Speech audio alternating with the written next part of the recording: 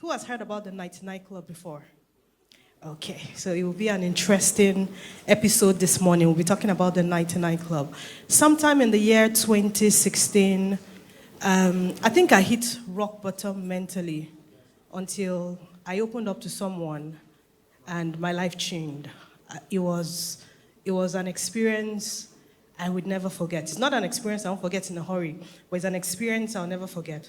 So sometime this week, I was working with some children and we came across the story. I beg your pardon, last week. We came across the story and I said, oh, I didn't even know I was a member of the 99 Club. So I want to share it with us this morning. Perhaps we have some members of the 99 Club here who need to come out of it this morning. What's the 99 Club?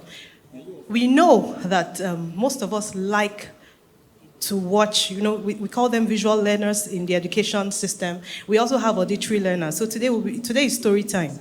So I want 100% of your attention. I will be reading. You could focus on the screen because the words will be there. But I just want your attention. I'd like you to walk with me as we go through the story of the 99 Club. Thank you. Enjoy. So there was a king who had one servant. If you see the picture, you see someone who looks like royalty on the right and somebody who looks poor on the left. The person on the left is the servant. The person on the right is the king. The king was a wealthy man, but he was very unhappy. Very unhappy. So one day, he came across a servant, who's the guy on the left, and he wondered why the servant was so happy. This guy doesn't have enough clothes, perhaps he doesn't even have enough food, but he's so happy. He was wondering to himself. And then he reached out to the servant. He called him and said, come here. Why are you always happy? Every time you're working, you're singing, enjoy, excited to work every day. What is the source of your happiness? And the joyous servant replied the king. He said, I have a roof over my head. I have a family who loves me, and we are just fine. I have enough for myself, and that just makes me fine. The king, in his amazement, looked for somebody. I saw this and I rephrased it. So he looked for a memucan. How many of us remember memucan? So he looked for one of his advisors because he was puzzled. And he called him and said, have you seen this guy? He looks lowly, but he's always happy. What is the source of his happiness? How come he's happy and I'm not? So Memucan said, don't worry. It's because he's not yet a member of the 99 Club. And the king said, a member of the 99 Club? What does the 99 Club mean? He said, relax. Let's see if this trick will work. We will see if he becomes a member of the 99 Club, if this smile, the light in his eye, if it will still remain. But unless we get him into that club, we would not know, would never know. So the king said, okay, go ahead. So the guy played the 99 Club trick. You know what he did? He picked up a bag and he put gold coins, 99 gold coins inside, and put it at a point where the servant could access it. So the servant continued to do his work happily. Along the line, he saw a bag and he looked at it. He opened it. And he saw one gold coin and so many other gold coins. He began to count them one after the other. He kept counting until he got to 99. He screamed out like, oh, I'm rich. But he was wondering, why is he not 100? Where is the 100th coin? And he now wondered, how can somebody leave 99 here? It means the one coin missing is elusive. It must be somewhere nearby. From that day, anxiety filled his heart. He began to snap at people around him. You won't help me look for this one coin. He became upset everywhere he went because he was always saying, maybe this is the night I will get that 100 coin. When he woke up in the morning, he would ask himself, I hope today will be a good day because I must find that one coin. And all they noticed in the palace was a very happy man became somewhat gloomy, unhappy, because there was a part of his life that he felt he needed to complete by looking for that one coin that was missing.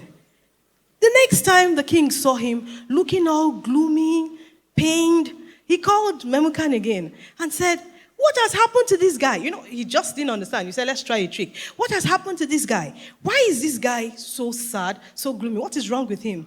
And Memucan said, now he's a member of the 99 Club. In the 99 Club, there's always one thing that deprives everyone of the joy, the achievements. You just feel it's one thing. For this guy, it is that 100 coin. And unless he gets the 100 coin, he can never be himself again. So the king was puzzled and he said, does it mean wealth is supposed to bring pain, or wealth is supposed to bring sadness to people? But Memucan replied, no. The problem is not the wealth. The problem is called contentment. A higher level of contentment is gratitude. For some of us, our 100 coin could be the husband that maybe we haven't had. It could be the child. How do you explain to a woman who's been trusting God for a child that she should smile? It's like a waiting period. And what happens in the waiting period? It feels like everywhere is dark. Like this servant who used to be happy because that 100 coin, as far as he was concerned, to become complete, he would say, I have 100 gold coins. But as far as he remained 99, he took the light in his eyes away. So for us this morning, my counsel to us is, that 100 coin, whatever you have tagged your 100 coin, maybe it's a degree, maybe it's a spouse, maybe it's a child, maybe it's a business, maybe it's a promotion, it's high time you ask yourself the price of your peace, the price of your joy. Is the price of your joy equivalent to that one thing? When people have a job of maybe 50,000, you say, I'm fine. If only it was 100,000. You have a job of 200,000, you say, okay, I'm good. If only it's this. If someone gets a Toyota, you say, no, I don't want Toyota anymore. I want Benz. You get Benz, you say, no, I don't want Benz anymore. This weekend, some people flew on jets, and they were still very normal. So I'm just trying to let us know that the quest for more, if it is not guided, can only bring depression. And depression is meant for one reason, to keep you silent, to take the joy away, to put you at a point where you look at yourself, you begin to feel regret, you begin to feel pity. So the problem, again, is not what you haven't had.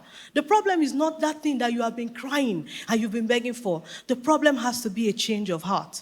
I told you I hit rock bottom in 2016 because we had a family meeting back at home in Kaduna. And when I got there, okay, so we're just three. I've got a boy and a girl, the girl ahead and then the boy behind. When we got there, okay, so it was a tough time in our lives as my family.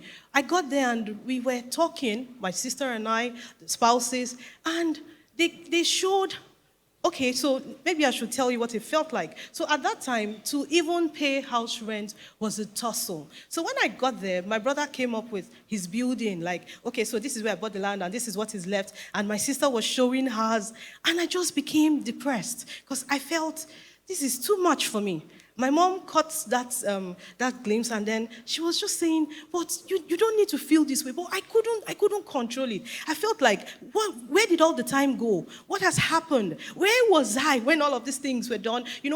I wasn't envious, but I felt pity. I felt sad. I felt judged. And when I got back to Lagos, I spoke with someone. The person said, the only problem you have is lack of contentment. If you've ever looked at yourself, you might find out that you have more than enough reasons to be grateful, more than enough reasons to be thankful, more than enough reasons to look at yourself and feel on top of the world. So what you need to adjust is not, you don't need another house or you don't need a car to show that you're also there. You need a mind shift. You need to become grateful. You need to stop these contentment issues, because even if you have a car, you will still not be happy. If you have a house beside your sister, you will still not be happy. If you have one, the same place, my brother went to GRA and I was like, why did I leave Kaduna?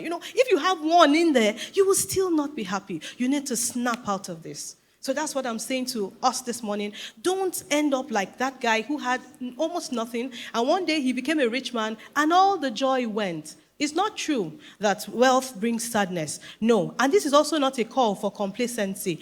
I'm not saying lack of contentment is equal to complacency. They are two different things. There's laziness, there's complacency. There's gratitude, there's contentment, but maybe when we're in an English class, I can explain all, but they all mean different things. So being grateful does not mean you're complacent. It doesn't mean you're lazy. It just means you have learned to understand that the source of your joy, the source of your peace, the source of everything you have is God. And as long as God is alive, you have it all.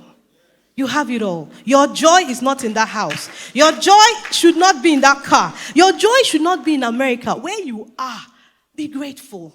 And guess what? Being a member of the 99 Club does not require any startup fees.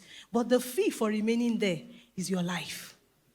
Gradually, it just takes a bit of your life, gradually, until everything is gone. So if you are in the nightclub as at today, this is a good time to jump out of it. It won't pay anybody. Thank you so much for your time. Enjoy the rest of the show.